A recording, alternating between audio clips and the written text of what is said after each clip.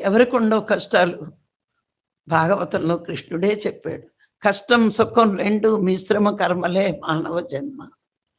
అందుకే జ్ఞాన మార్గంలోకొచ్చాక మనకు అవగాహన అయ్యేది ఏంటి అంటే, ప్రతిదాన్ని పాజిటివ్‌గా తీసుకోవడం. ఏది జరిగినా మన మంచికని. మనకి కష్టం వచ్చినప్పుడు ఈ భూమి మీద కర్మలు అనుభవించడానికి వచ్చిన మనము, నాకే కాదు ప్రతి వాడికి ఏదో కష్టం ఉంటుంది. తల్లిదండ్రుల వల్ల రావచ్చు, భర్త వల్ల రావచ్చు, భార్య వల్ల రావచ్చు. ఏదో కష్టం ఉండనే ఉంటుంది. అన్నీ బాగుంటే మనకు ఆరోగ్యం బాగోకపోవచ్చు. కష్టం లేని జీవి భూమి మీద ఉండడు అనుకుని, మనకి ఏదైనా వచ్చినప్పుడు దాన్ని విశ్లేషించుకుంటే మన కష్టం చిన్నదవుతుందండి. అప్పుడు చాలా ప్రశాంతంగా ధ్యానం చేసుకోగలం.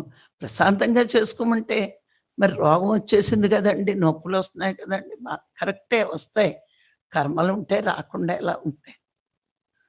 వస్తాయి.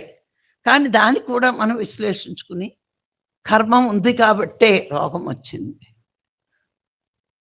ఇలా మనం విశ్లేషించుకుంటే, భర్త వల్ల కష్టం వస్తే మనకి తెలుసు గత జన్మలో ఆయన వచ్చాం కాబట్టి. ఇలాంటి భర్తను మనం సెలెక్ట్ చేసుకోవాల్సొచ్చింది. ఇలాంటి తల్లిదండ్రులు సెలెక్ట్ చేసుకోవాల్సొచ్చింది. ఇలాంటి జీవితం వచ్చింది అనుకుంటాం. చాలామంది లేనివాడికి డబ్బుంటే చాలా హ్యాపీ అనుకుంటారు. కానీ డబ్బున్నవాడి కష్టాలు ఆళ్ళకి ఉన్నాయి. డబ్బున్నంత మాత్రాన ఏదో ఇంట్లో అన్నీ కంఫర్టబుల్‌గా, అందంగా, కాస్ట్‌లీగా కనిపించొచ్చు. పైకి బావుంటది. కానీ లోన వాళ్ళ జీవితంలో కూడా దుఃఖం ఉంటుంది.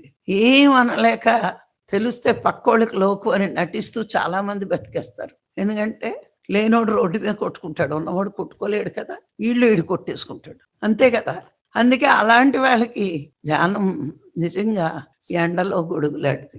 ఎందుకంటే ఎవ్వడునైనా సరే మన మాట వినరండి. వినరని తెలుసు నోరెప్పకూడదు. సైలెంట్‌గా మన ధ్యానం మనం చేసుకోవాలి. అప్పుడేమవుతుంది మనకు ప్రశాంతత వస్తది.